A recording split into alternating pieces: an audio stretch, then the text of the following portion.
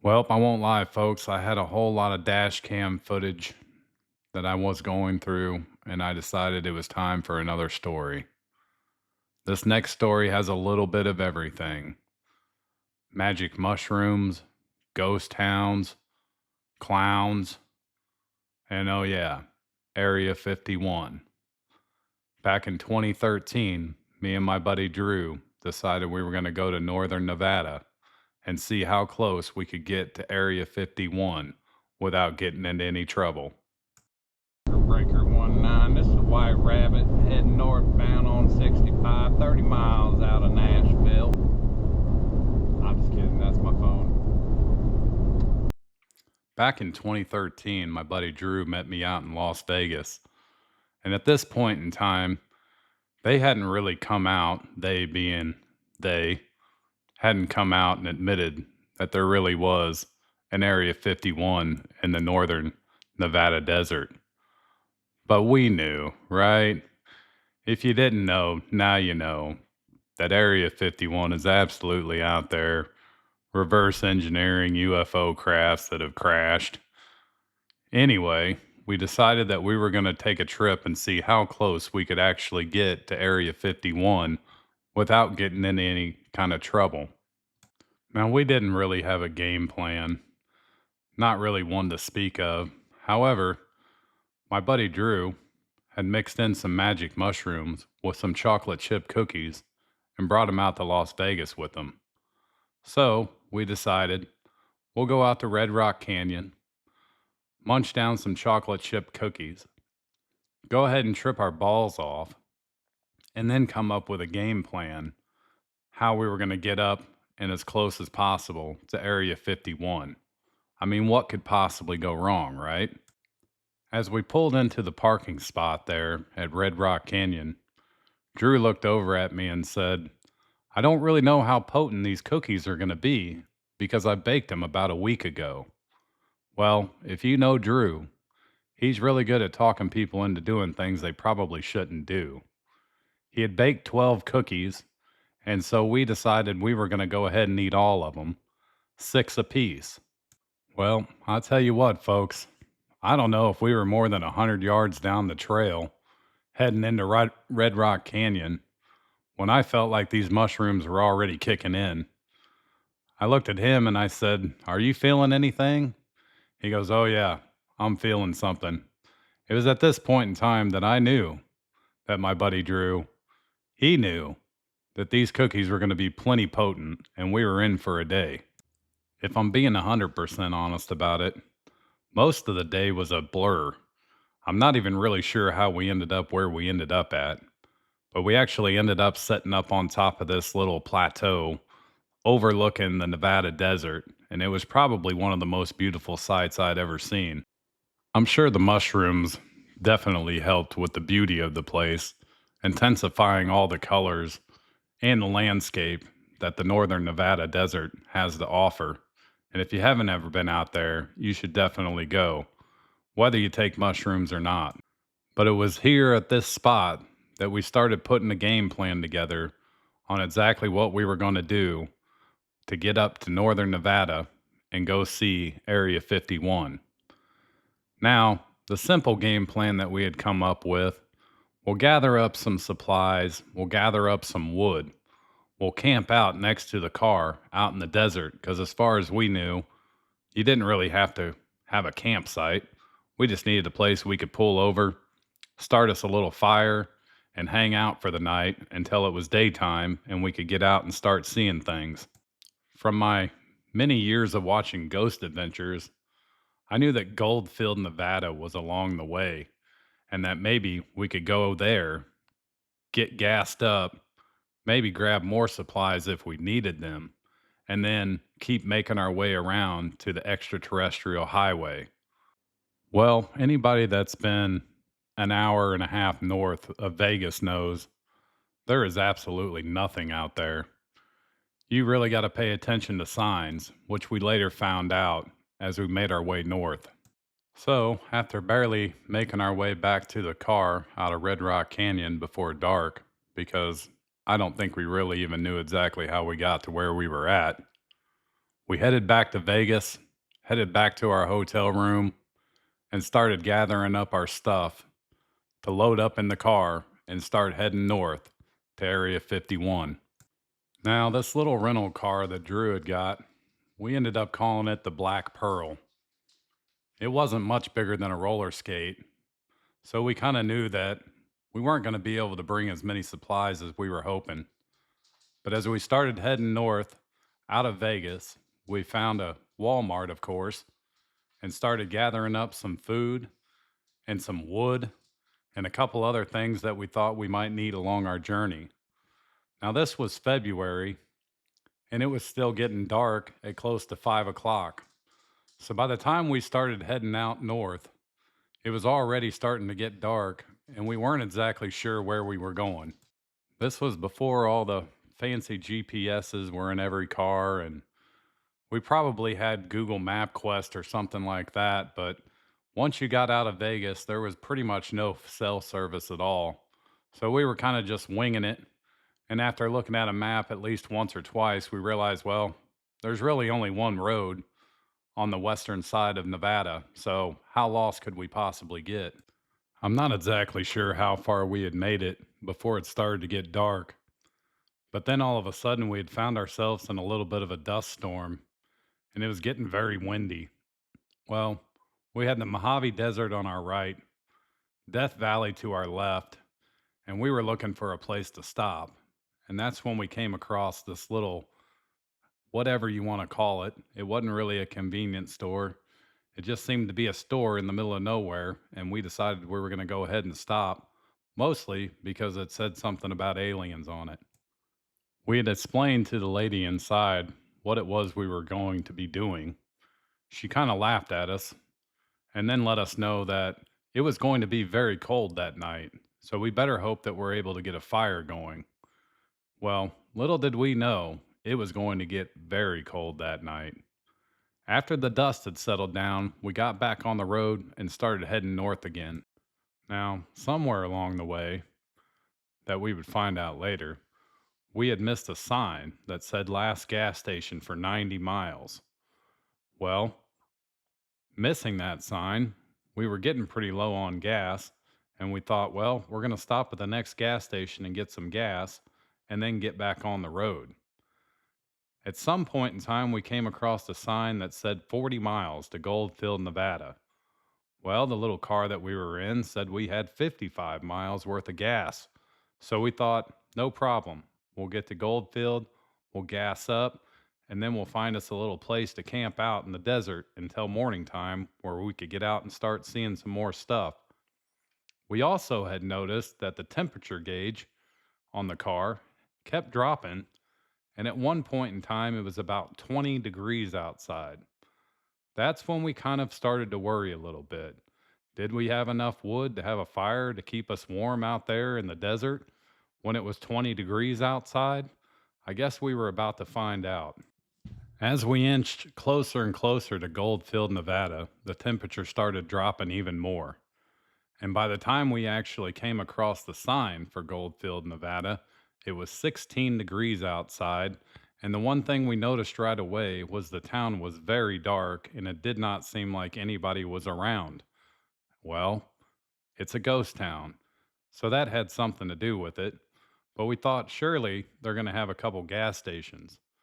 As we started coming up the hill, we noticed on both the left side and the right side, it looked like there were a couple gas stations, which was great because at this point in time, we had about 15 miles worth of gas left in the tank. So, as we inched up the hill, we also noticed that it seemed like both the gas stations were closed.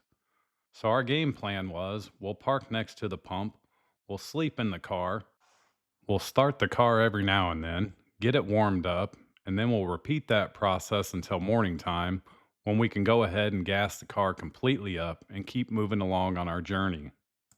It definitely seemed like a better game plan than getting out into the desert with the little bit of wood that we had in 16-degree weather.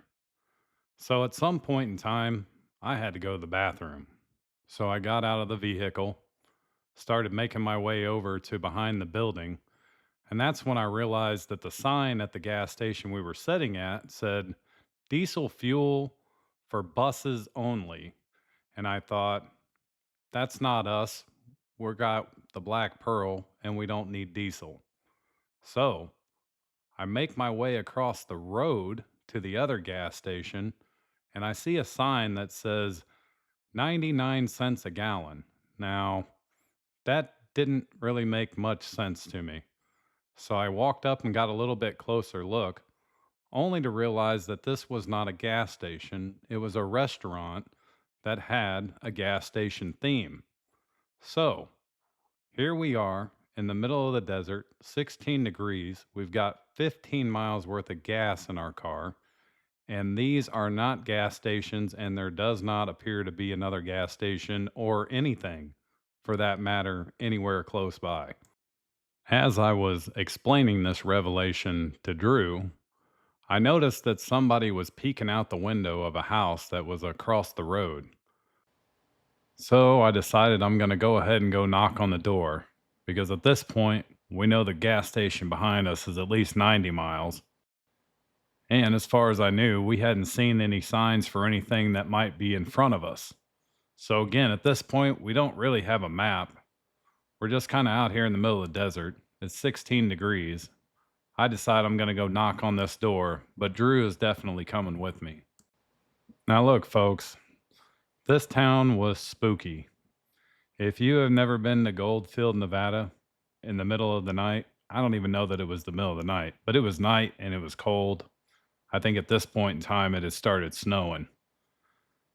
You look out into the town of Goldfield, Nevada, and there is maybe a few lights on. There's a lot of structures. I put some videos up so you could kind of see what it looked like when we went back the next day. But knocking on this door was probably the most nervous I had been doing anything in a long time in my life because I really wasn't sure what was going to happen. So I gather up Drew. We go knock on the door. Now, understandably, the guy was reluctant to open up the door. But finally, he had kind of leaned out a little bit and said, "What is it you guys need?" Well, the answer was simple. We needed some gas. We didn't realize at this point in time there wasn't a gas station. He's the one that actually told us, "Yeah, you must have missed the sign coming out of Vegas that said 90 miles to the next gas station." So we all kind of had a little bit of a chuckle. Then the guide lets us know that the only gas that he has is diesel because he has a diesel truck. And if we were going to go knock on anybody else's door, we might be careful. Well, he had an alternative solution as well. Let the car coast down the big hill that was coming up on the way to Tonopah, Nevada. Maybe we could save ourselves a little bit of gas because at this point in time, if we made it, we were going to have about 2 miles left on the gas tank. So Drew and I looked at each other and decided that was our only option. Either try to make it back 90 miles or try to coast down this big hill and make it to Tonopah, Nevada, right down the road. So we get in the car and we start making our way north to Tonopah, Nevada. Now, there was a little bit of a hill at first, not really much. We did let the car coast, but then we had to hit the gas to get back up the big freaking hill. So at this point in time, we were down to about 15 miles of gas left in the car, and we came across a sign that said 20 miles to Tonopah. Well, the math didn't really add up. We kind of figured we were going to actually use up more gas going up and down these big mountains. So we had it in our mind that we were probably going to have to end up walking a few miles, and we slowly started gathering up some heavier clothes to put on for once that time came. We also decided that we may as well go ahead and smoke the last of our weed that we had got in Vegas when we were there. Now, let me tell you, folks, this weed was pretty loud, and we could smell it the whole time we were driving. So we decided to go ahead and fire up a doobie there in the car with all the windows up because it's pretty much freezing outside. Fishbowling the thing pretty badly. Just thinking to ourselves, it doesn't really matter because we're going to end up having to walk a little ways anyway. Well, I'm not sure if the weed put more gas in the tank or some sort of divine intervention happened, but somehow or another we saw a sign that was 3 miles to Tonopah, and it looked like we were going to make it. Sure enough, we come rolling up this hill. The very first thing we come to is a gas station. We pull in, put her in park, and we have about 2 miles left to make it to the gas station. So we cut her pretty close. We get out, go inside. The very first person that we come across is a police officer inside the gas station after we had just gone ahead and fishbowled the Black Pearl, thinking that we were going to have to walk to the gas station, just reeking of pot. But at this point, it is what it is. We both have to go to the bathroom. We're both glad to be at the gas station. We were ready for a drink, and we went ahead and walked on in. Well, the cop kind of took notice of us right away. I believe the first thing he said was, "You boys must have gotten lost coming out of Vegas." We kind of laughed and said, "Yeah, that's actually where we came from. We actually stopped in the town back behind us in Goldfield to try to get gas and found out that they didn't have a gas station." At this point in time, the cop laughed and he said, "Yeah, you were in some real hills have eyes shit back there in Goldfield. It's a good thing you made it here." The truth of the matter is, folks, I feel like I could do a whole nother story on Tonopah, Nevada. It was definitely a very interesting town. I will say this, we ended up sleeping in the Black Pearl behind the gas station, and the cop that had talked to us actually checked in on us every now and then to make sure nobody was messing with us. The very next morning, we got up and went back to Goldfield to see what it looked like during the day. Then we started making our way to the extraterrestrial highway, which took us back through Tonopah, Nevada. There, we actually saw the Clown Motel, which at that point in time we had no idea was a haunted motel, but we would have liked to have stopped there. We also stopped at the Ms. Paul in Tonopah, and that was another very interesting place. But anyway, on to the story of going to Area 51. We make our way out of Tonopah, and it seemed like for hours we did not see anybody on the road at all. We eventually made it to Rochelle, Nevada, to the Little Alien, where we picked up some souvenirs and had a little chat with the local folks. The few that would actually talk to us told us that if we went down the gravel road that was just down the road, we could follow it until we couldn't go anymore, and we'd know that we had made it to Area 51. So we jump in the old Black Pearl, fire her up, and start heading down this gravel road. Now, it seemed like the road was forever, but the whole time that we were out there, we didn't see a single vehicle at all. We finally come up, I would say maybe after 5 or 7 miles, to an area that basically tells us we can't go any further. Do not videotape. Do not take pictures, etc., etc.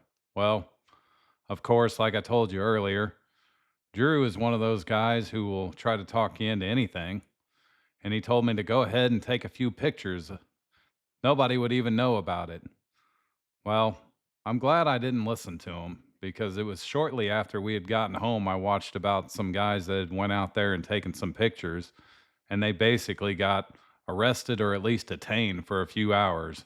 Nope, I did not want to become those guys out there in the middle of the Nevada desert, in the middle of nowhere where nobody is going to find you. You know, either that or they take you back to Area 51 and I become some test subject for some alien who's waiting for them to reverse engineer his UFO before he can get back to his other planet. So we decided to hop on in the Black Pearl and start heading back towards Rochelle, Nevada. We thought it might be a good idea to see if we could get up on the mountain somewhere and have a little bit of elevation, maybe have a little bit better view. However, the other day when I was talking to Drew, he reminded me of something that as we were coming out, a black SUV had gotten up on us all of a sudden and ended up going around us. We just kind of thought that was weird considering since we had been in Rochelle, Nevada, basically the only people we had seen were the couple people who were at the Little Alien, and they didn't really seem that interested in talking to us anyway. So we decided it's time to start heading back towards Vegas. We had the room for one more night before we flew out the next day. We took a couple little scenic routes, tried to see if we could get a little bit higher and see better into Area 51. But really, at this point in time, we were running out of daylight and we needed to start getting back towards Vegas and get ready to go the next day. But I got to tell you, folks, this was one of the most fun adventures I'd ever been on. A lot of things happened, a lot of weird things happened. And overall, it was a blast. And if I had a chance to do it all again, I definitely would.